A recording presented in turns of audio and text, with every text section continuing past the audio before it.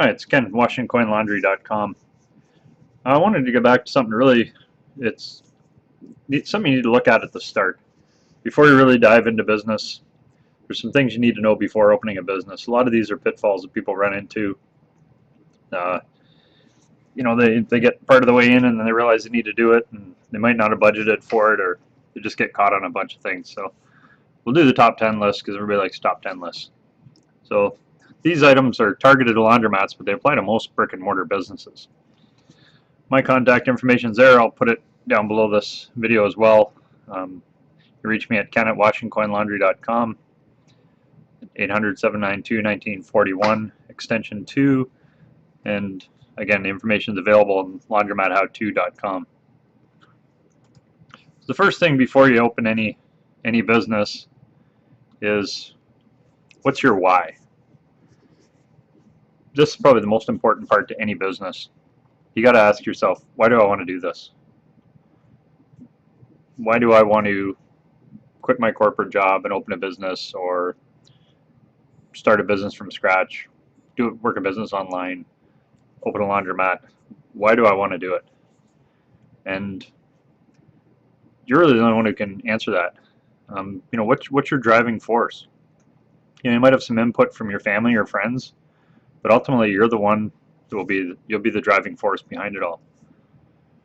So you just need to ask yourself, why do I want to do this? I want to own a laundromat. Why? Because I want to make money. You make money doing a lot of stuff. Why is this what you're looking at? It may be, a lot of people they think initially, I want to do it because I want to make money, but what do you want to do with the money? Maybe it's more of, I want to make money so I can pay down some bills, have more free time with my family, or have a passive income business that I don't have to be at every day. I can stop by when I want to. I might have to be there certain times of the week, but it's on my schedule. So that's the most important thing to dive into. Why do you want to do it? And again, it could be any business, but if you don't know what your why is, then how do you know what's going to drive you to the end when you hit those rough spots? What's going to drive you past it? There's all kinds of issues you can run into. What's going to be that goal that you're going to look at the end of it and go, I'm doing this because of blank? Again, you can talk to other people and you want to get some input, family and friends, but you're the one who needs to know what that is. Spread it with your family. Let your spouse know. That's the goal. That's why we're stumbling through this. That's where we're going to go. We might have some rough spots between here and there, but that's where we're going. Then we get into, what do we need to really set this up? CPA, Certified Public Accountants. You're running a business, not a hobby. If you're running a hobby, keep doing it out of your garage. Keep doing what you're doing. It's a hobby, you're not making money. You're not paying your bills. It might be fun, you might enjoy it, but it's not a business. You need to get set up right and get the right advice up front. Make sure all your information's set up right. They set up your books initially. I use QuickBooks myself. It's set up. You can download the information from the bank. It goes all into the right place. You don't need to be an accountant to understand how to do that. I do a lot of my own basic bookkeeping. And again, it's just watching the bank accounts, paying the bills, pulling the money down into QuickBooks, looking at the charts and graphs to be able to get an understanding of where the money's going. I'm the only one who cares. At the end of the day, I'm the one who cares that where it's going is in the right spot, and I'm the one that's making the decisions on it. So, your accountant will care. Your people who work for you care a little bit, but nobody really cares about it as much as you do. And again, you don't have to understand. You don't have to be an accountant. You do need to understand, how much money are you paying out? How much money's coming in? What are your supplies worth? Are you spending too much on supplies? As your months go by, are your numbers really where they are? Once you understand that, then you can see how to improve, and you'll be able to track when you do improve. The other part with the accountant, they're going to understand what's deductible. You want to stay on the right side of the IRS. Paying taxes, it's the law. You need to do it. You need to do it right. So make sure you're set up right. There's things accountants do. If you're an accountant and you want to run a laundry and do your own books, great. Not too many of us are. So get it set up right. depreciations, deductibles, how you subtract stuff, deductible so much, but depreciations, how things are taxed, any government programs that allow you to depreciate X, maybe 150% one year and instead of the normal 100%, or 20% a year, or 30% a year. It might changes all the time. Make sure you got a professional looking at that to understand how it's set up and to get you in the best position to keep the most money at the end of the day.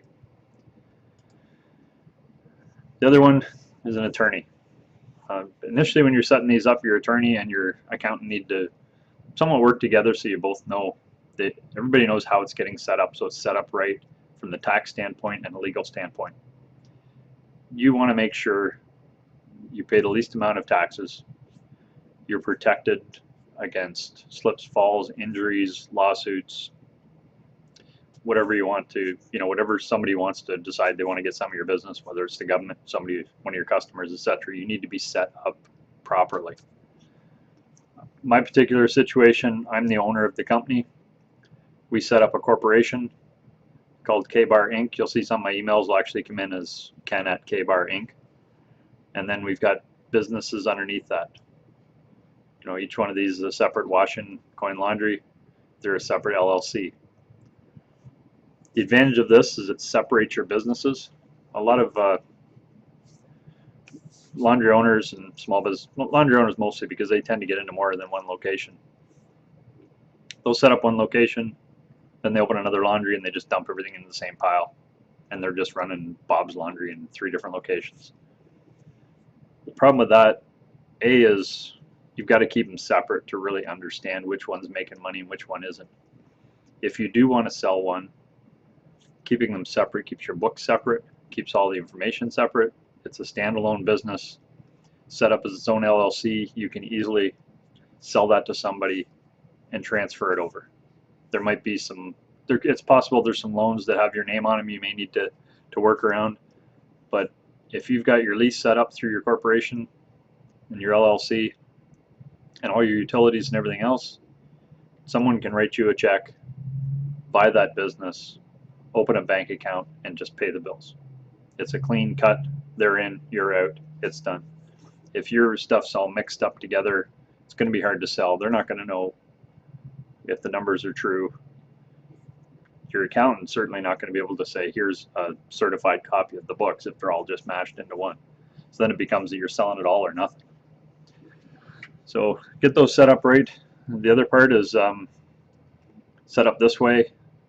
The corporation pays taxes, not the individual LLCs. So if business number 1 has a really great year, business number 2 needs some new equipment to upgrade.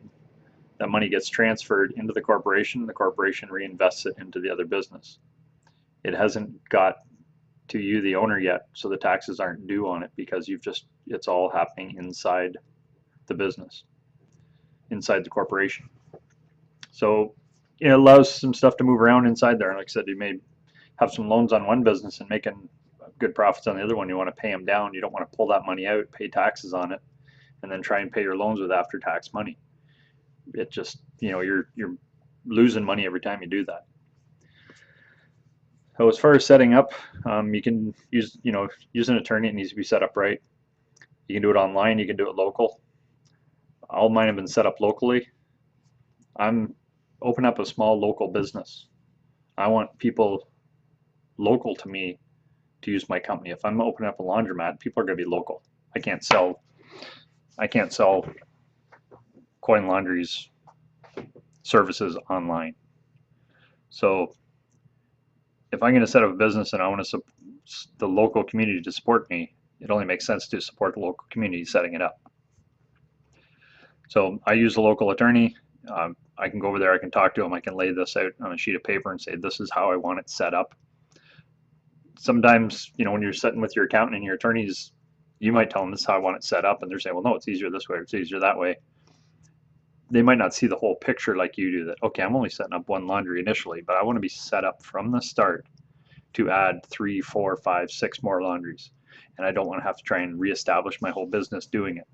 And I don't want to own a laundry. I want to own a corporation that owns laundries. If I buy the building my laundromat's in, that's going to be set up as a separate LLC as well. Same corporation, separate LLC. Again, it keeps them all separate. I can sell the laundry and keep the building. I can sell the building and keep the laundry, or I can sell it all as a package. So you've got to think that way. Every part of your business needs to be its own compartment, and your CPA will make sure you're going to have separate bank accounts for everything, but they're going to treat them like separate businesses, not just one big business. Next thing to look at is business licenses. City, county, state, everybody wants a license. Everybody wants their $100, $50, $75, whatever they charge.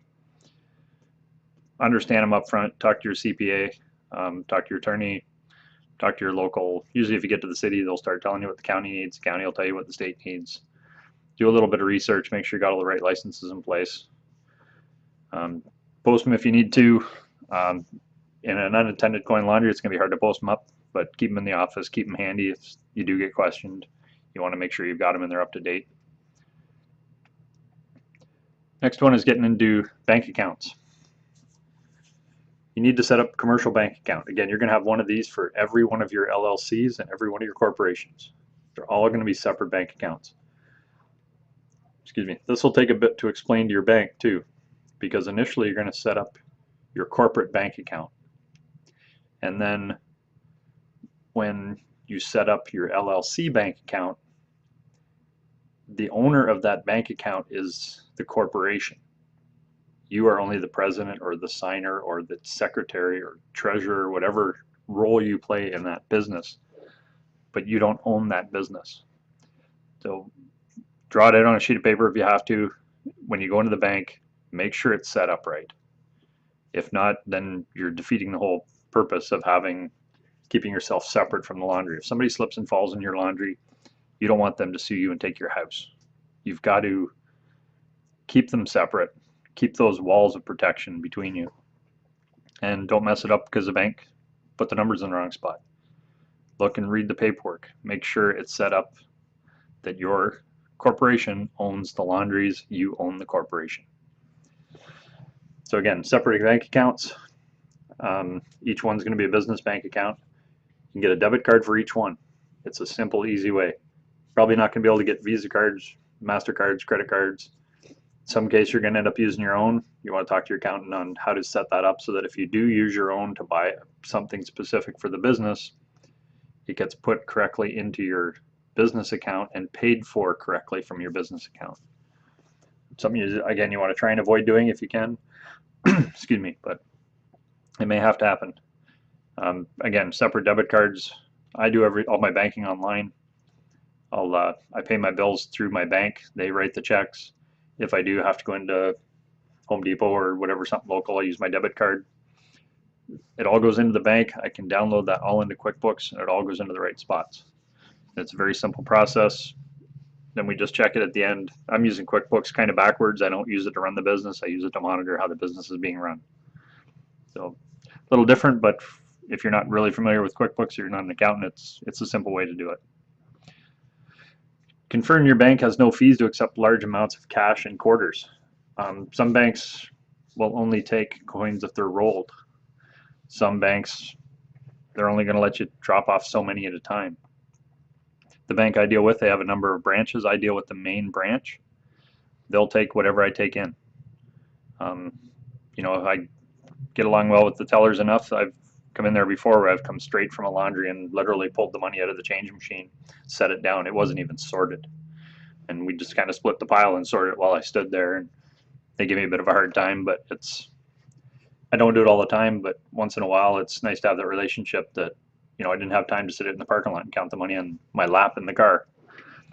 So, but I can take loose quarters in there. Now again, with laundromats, depending on how it runs, you may have a lot of quarters, you might not have that many, but if I do take them in, they know they're coming in, they're all separated, they'll go in the back and they'll roll them for me right there. It takes a few minutes, they're done, it's all counted and finished. So see if they offer that service. But again, if I go to one of the local branches of that same bank, they won't. They have to be rolled. They don't take them loose. So, and you want to choose a business-friendly bank. Local banks are going to be there's various discussions on this. Bigger banks have their options, their benefits. If you move around and you have different locations, you can use different branches. I use a local bank, works well for me. I never have to stand in line for tellers. They've been really well for me. The thing though too, if you go into a lot of banks and say, I want to open up a laundry, they're going to say, well, that's nice. We'll set you up a bank account, but we're not loaning you any money. Don't be surprised by that. The reaction I still get even after being in business for quite a few years is, what would we do with used laundry equipment? I said, well, I don't plan on ever giving you used laundry equipment. I'm planning on keeping it. But they do have to look after their interests, and they don't loan against equipment. The bank I deal with, they loan against land, business buildings, maybe small businesses, and residential. So they may support you in the future, but you're going to have to build a relationship with them. They're probably not going to be laundromat friendly or any small business loan friendly initially. Next step we get into is insurance. The coin laundry industry, there's a lot of variables. Many other industries, there's going to be variables too. Your hours of operation, how much inventory you have in the store. If you have a drop-off service, you're going to be paying insurance on the clothes that are left there overnight. It doesn't take long to have $10,000 worth of clothes hanging up on a rack. Look in your own closet, you'd be surprised what it would cost to replace what's in there. The amount of income you have in a year is going to be a factor. The equipment replacement costs, is it new, is it old? How new is it? What's the age of your equipment? What's the size of your equipment? It's all going to factor in. Make sure you've got enough to replace your equipment. If you've got a 10-year-old top-load washing machine, you want to be able to buy a brand new top-load washing machine. You don't want to have to, well, here's your $200 check. Now go ahead and spend $900 on a new machine. Make sure you've got enough coverage for a catastrophic situation. Your store is completely gutted by fire, that you can stand outside and watch a contractor rebuild your store, and your insurance company write them a check, and you get back into business. You don't want to have to be in there hammering the nails yourself, pulling wire, polishing the floor, because you don't have enough insurance to get yourself back in shape. Any previous claims are going to factor into that. They may deny you any coverage at all if you've got too many previous claims, or it's probably going to greatly affect your deductible. Credit score, you're a small business, you're going to be a factor in it. They're going to look at you, are you paying your bills? It's how it is. You're a small business. It's going to be a long time before you get actually out of the business. And whether you have employees or not, how long during the day your store is occupied with attendants, how long it's open. My case is I'm open 24 hours. I only have attendants in one store for 11 hours of the day. So, when I went to 24 hours, it made a small difference. It wasn't a big difference, but it did make a difference. There's different places to get them. The place you get your car insurance, your home insurance, probably isn't going to insure your business. You're going to have to go to more of a business type insurance. Go to a broker, see what they can find. Trade organizations, almost every business has some sort of trade organization. The Coin Laundry, it's the Coin Laundry Association. They have their own insurance program. They search it out. Some cases I've heard they're good. Some cases I've heard they're the cheapest. They're not the cheapest. It's really all over. What might be a good deal for you, maybe is something that another guy doesn't get quite the deal on, but you don't know all of his details. So I found myself, they have pretty good rates. They're easy to just renew. They offer various payment packages. One thing each year, a lot of times insurances just roll over. They don't check to see if you've made any changes. You might have put some new equipment in, you might have changed your hours, you might have hired more people. They don't know that unless you tell them. So just make sure when you are getting your insurance, they'll tell you to read through the package, which is an inch thick, and make sure it's got all the right coverages. That gets kind of hard, but you do want to make sure those numbers fit. And if you switched over to 24 hours, but you're still only insured for a 18-hour day store, if you have a problem in the middle of the night, they might say, well, sorry, you never told us you went to 24 hours. So don't think of it, they're just trying to rip you off. They're just trying to base your insurance based on what you told them. If your variables change, you need to tell them so they can make the correct changes. Taxes. Taxes, taxes, taxes. city, county, state, federal, sales tax, business privilege tax, equipment tax, employee withholding tax, taxes on tax. There's all kinds out there. That's why you have a good CPA. Some of these you can do yourself. Some are employee specific. Other ones you don't know about till they show up. And equipment tax is one of those. Everybody's used to property taxes on a building, and you build a laundromat and you put a couple $100,000 worth of equipment in it, and then your county sends out a little form saying, well, tell us what business you have in there because you have your business license in our county. And you give that to your CPA and they fill it all out, and then the county says, okay, you owe us $800, $1,000, $2,000 worth of taxes, yearly taxes, because you have equipment operating in the county. It's not something you want to get caught by surprise on, and the form's got to be filled out every year. Get your CPA involved, understand what they are, and budget for them. It's part of doing business. Various state, county, federal, they're going to, again, change depending on whether it's an employee tax or it's just your regular taxes every year. Demographics. Businesses like real estate. Location, location, location. Coin laundries are a destination location. People aren't driving along, see a guy standing at the side of the road swinging a sign saying, Coin Laundry, come on in, we're open. Hey, I think I'll shoot in and do my laundry. I got a few minutes. It doesn't happen. Now, they might see your sign and say, I got to drop off a comforter. And they'll drive by the next day, I got to drop off a comforter, and after a while, they might actually drop it off. But 95% of your customers, 99% are coming to your store because they need to do laundry. You're going to be a destination location. It doesn't mean they're going to find you tucked down the back end of a strip mall in around the back corner because there's a little tiny sign at the road. You want to make sure you got the right signage, but you got to make sure you've got the people. You're making a large investment of time or money, possibly both. Basing that on, I think this would be a great spot to put blank business is not a good way to start a business. Check the numbers, run the demographics. If you need demographics for laundries, you want to buy some new equipment, give me a call. We'll get some demographics run. If it's a different type of business, it's going to be different demographics. You got to understand what your demographics are and who you're selling to, who's your customer. So there's some variations. Laundries look at number of renters, number of homeowners, income levels, and they vary depending on whether it's a very heavy urban location or if it's a rural location. Are you looking at a half a mile range? You're looking at a 10-mile range.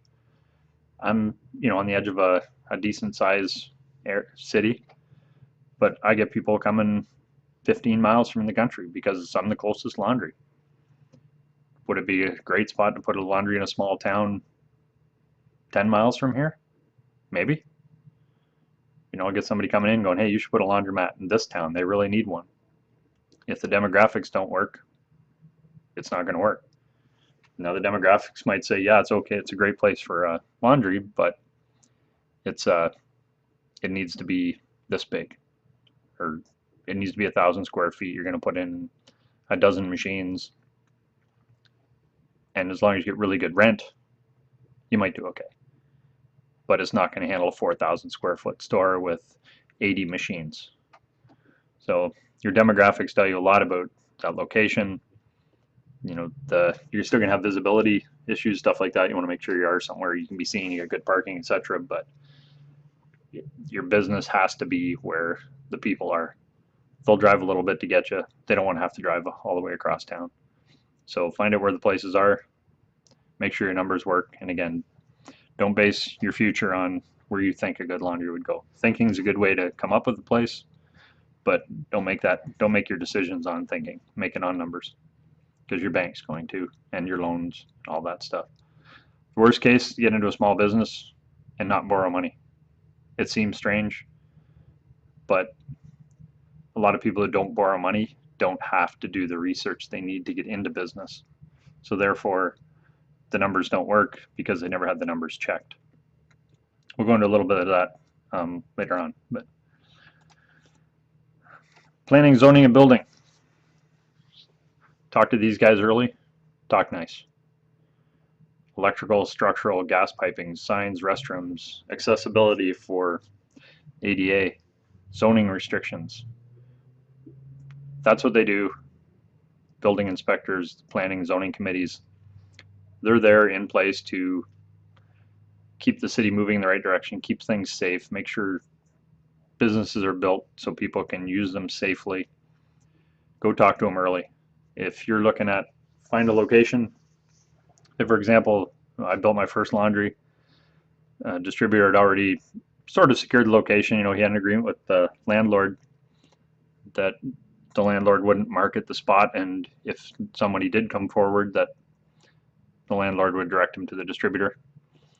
So I get in there, went in, looked through all the numbers, worked our way through it for a month or two, signed an intent to lease, which gave me a chance to look at all the numbers and bought me, you know, a couple of months with the landlord saying, okay, I'll give you an intent to lease based on these numbers, which means you're not going to try and market this to anybody else for 2 or 3 months, and if it doesn't work, then I can get out and you can carry on. I immediately left there, went straight to the building department, walked in and said, here's the address, here's what I'm planning on doing, what do you want to see? Right off the bat, first off, they're usually speechless. And this guy was. He's like, wow, nobody's ever done that before. Usually we drive by and see him renovating it and then got to go in and we're the bad guy because we shut him down. So, you know, they went in, they looked in some of the books. There was a small restroom in the back corner. The place had been a laundry, been shut down for 5 years. And we're going back in, we're putting another laundry in there. Because it didn't change use, I didn't have to install a male and a female ADA accessible restroom. Probably saved me $10,000. And the layout would have been very difficult to put it in without a lot of renovation, and I would have lost space. But if somebody had went in there and ran it as an alteration shop for a month, then it had changed use, I would have had to meet the new requirements. The other part with the zoning is the area I'm in is not zoned for coin laundries.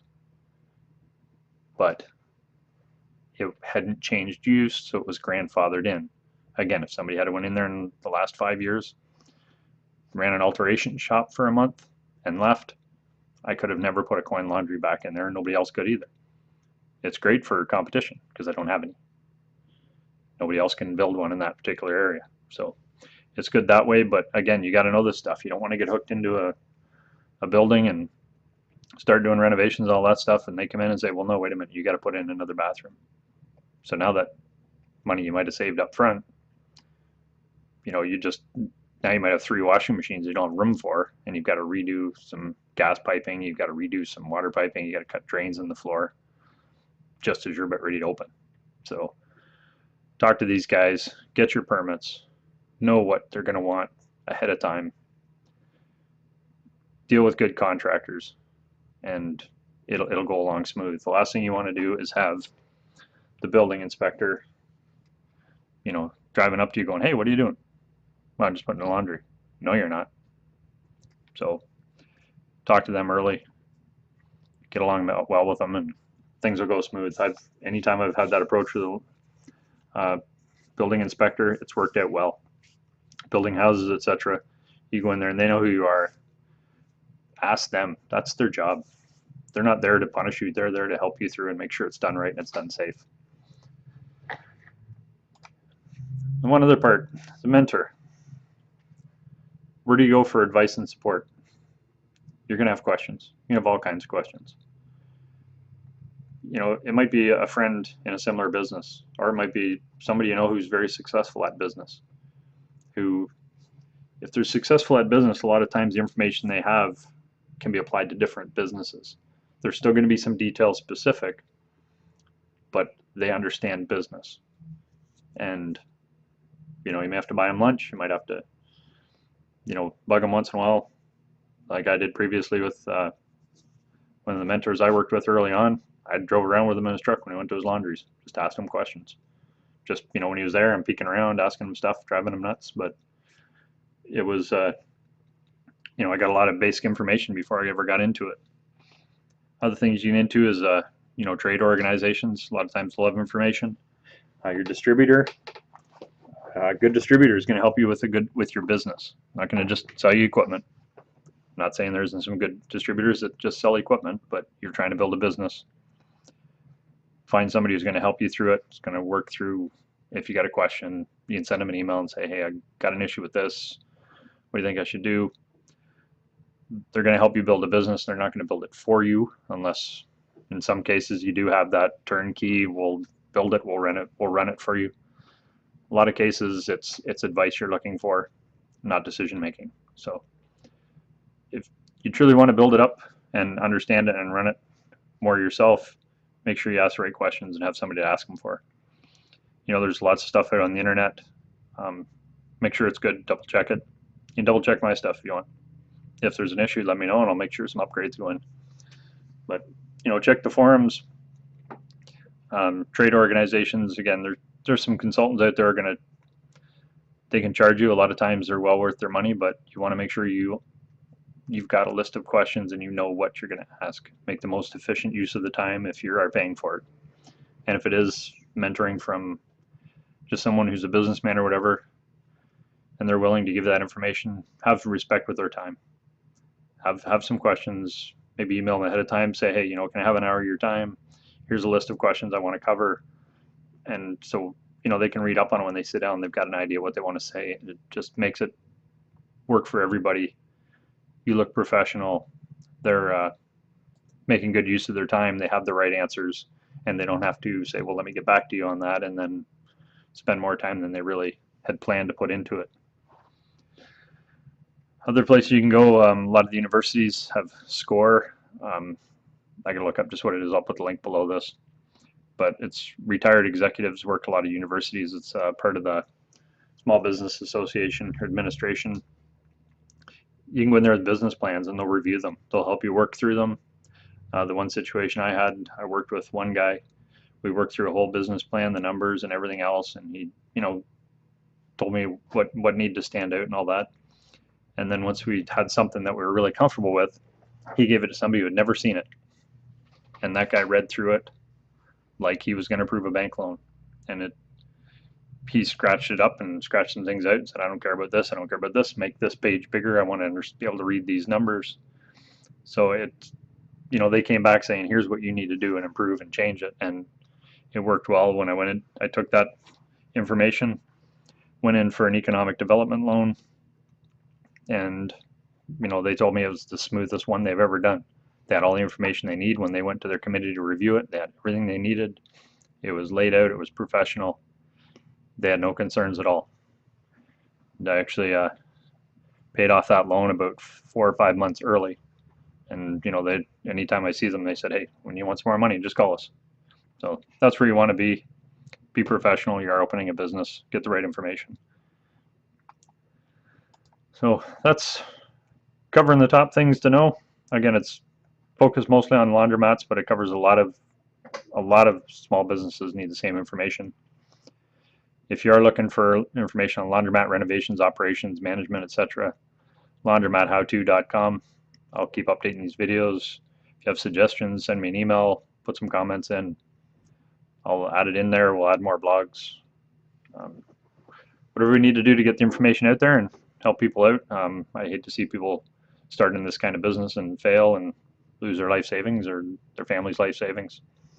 That's not the way you want to go. You want to go in with the right information, build the right stores, build up this industry so it's better for everybody, and just at the end of the day have a good, successful place you can call your own and be proud of. If you have any questions or comments, leave them below or send me an email or give me a call. Thanks a lot for your time.